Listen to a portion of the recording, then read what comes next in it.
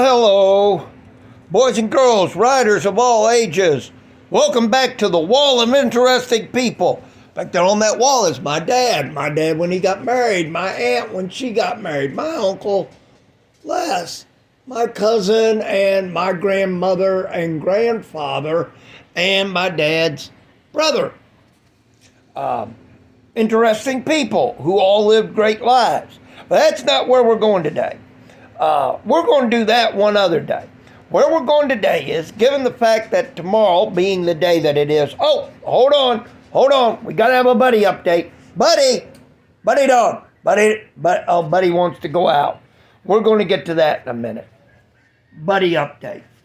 Buddy wants to go out. The reason why we're not taking Buddy out, we're getting to in a minute. Tomorrow is Valentine's Day, or at my house called, I hope I get home in time from work to watch the Daytona 500 day, and then go out for Valentine's Day dinner. Yay. Hopefully there's supposed to be a big dinner cooked tonight, so yay, go team. Hope it turns out great, because I got to go to work tonight. I do more than that, but anyway, we're sitting here watching the, they used to call it the Busch Series. It used to be called Sportsman. I think now they're calling it the Xfinity Series. That's not, wow, that looks horrible. Okay, I'll just show this side. That's not what we're talking about. Tomorrow's February 14th. The great big card flower, lingerie, roses, chocolate-covered strawberries, and all that good stuff holiday. The last chance that Hallmark has to rope us all in before Christmas next year, besides birthdays and such, and anniversaries. It's the holiday of love. Basically, it's a holiday where men give women stuff, the women in their life, to basically ask for monetary apology for what they've done, i.e. golf, fishing, sports events, vacations with your buddies. In a minute, buddy. Vacations with your buddies, looking at the other girl in the restaurant, buying bike parts, guilty, buying car parts, have been guilty in the past, and things like that. This is how we atone for it. What we're really going to talk about here today, though, is what we really love. If you're watching this, you love motorcycles. I started that love affair probably, really, truly, hold on there, boys and girls. Buddy has to go out. So, we're going to do this real quick. Now, you're going to see here in a minute why we ain't on a bike. If you live in the Midwest, or as people in Texas have told me all the way down to Texas, you know why we ain't on the bike. Okay, buddy. Now, we're not going to go on. We want to go outward. Underneath that tarps, is Amy Bronson. Amy Bronson has her battery out. It's on a tender. Okay, this may not be the safest damn thing in the world, but there's Amy Bronson's battery. We're not riding because of a dead battery. We're not riding because it is 4 degrees above zero. Yes, I've ridden when it's that cold, but not with 3 inches of snow on the ground. So, winter time has hit and the riding season has stopped. Instead, we're watching car races. No, I don't own the car races. Fox does. From Daytona, where it's warmer. But I realized I loved bikes probably when I was about 5 or 6 years old. Found a whole slew of my dad's old motorcycle magazines. Realized he was in a few of them. Yeah, I know I need to do something with my hair. And noticed that all our cool neighbors had motorcycles. And of course, Dad by then had the BSA 500 I later wound up with.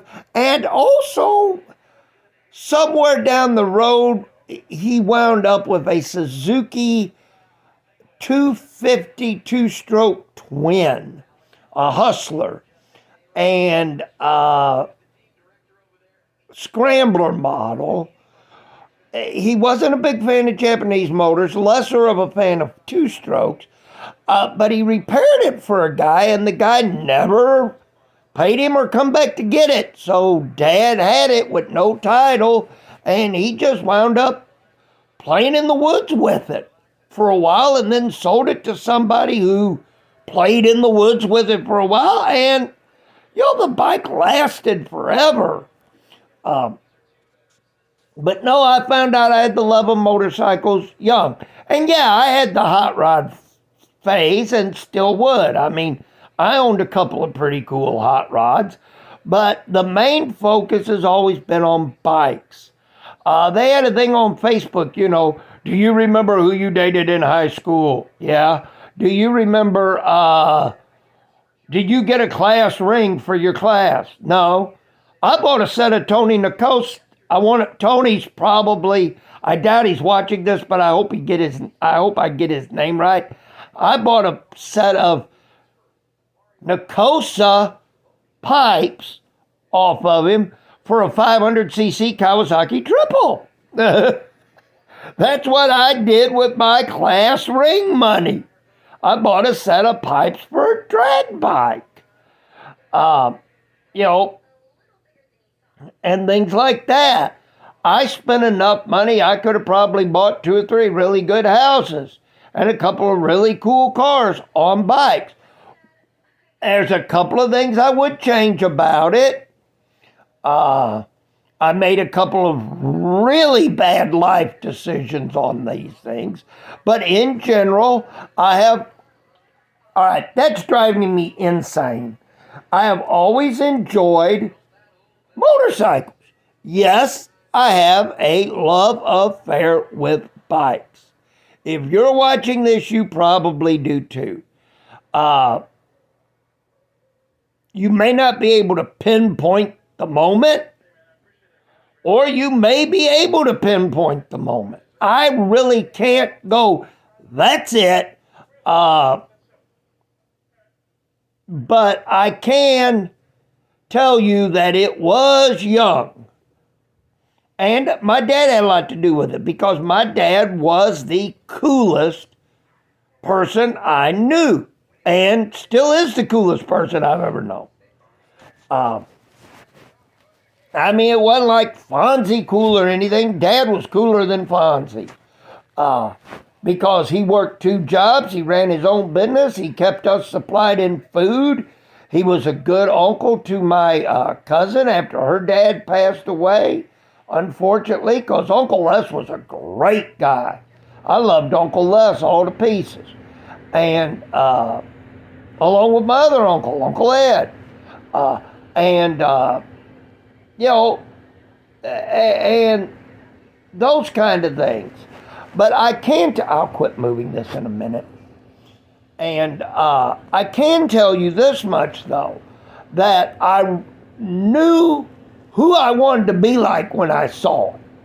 And outside of my dad and like race riders like Dick Mann and Bart Markle, Sammy Tanner, Carol Ressweber, people like that, and then later Jay Springsteen, Corky Keener, of course the Widmans.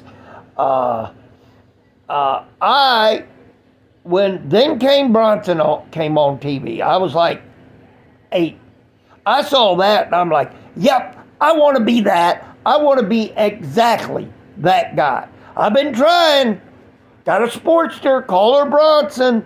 But, the whole giving up life to travel around on a bike Well, the real world does kind of kick your butt on things occasionally. But the love affair for the bike, whether I get to do big, huge, travel the country, helping people out of situations, traveling on it like Bronson did on his Sportster or not, the love of the bike is still there. In fact, one of the loves of my life, the Big Rig Girl, the 250,000-mile Vic, I got a call from the aforementioned Widman family. Tom called me and said, hey, we're going to redo a little bit of something under the gas tank because you got a bunch of bare wires from some sort of electrical gremlin fire thing that happened under here that, well, if things go wrong, you're sitting on top of a bomb. So I'm like, hey, you know what? While you're in there rooting around, go ahead and fix it. For those that don't know, she's getting a heart transplant. Old motor out, bigger, newer motor in. The new motor only has is bigger, and it only has 27,000 miles on it. So hopefully I'll get another 15 years out of the Big Red Girl. And she'll be at 1 million miles by then, or at least 500,000. That'd be something else, wouldn't it? But, the great thing about Women's is I have a good working agreement with them. They foster the love of motorcycling to a lot of people, myself included, and they always have. And they have a love of motorcycling. At least I hope they do, because they've made a living off of it since 1946. Right there on South Broadway in St. Louis.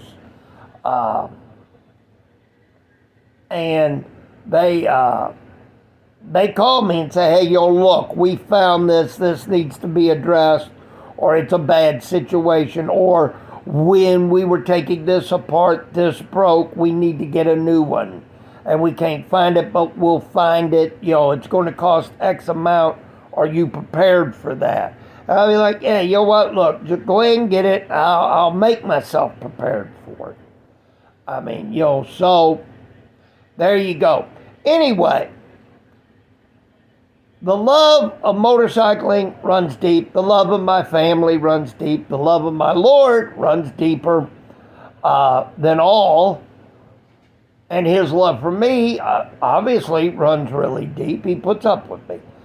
And on that note, I'm going to wish everybody I know out there that watches this or that reads my blog at WilliamKillerMiller.com, 4,600 people, or that have ever seen my printed work in any of the magazines I work for, Midwest Rider, The Biking Life, I won't mention no Coastbacker, and maybe future things coming in the future. Who knows what the future holds?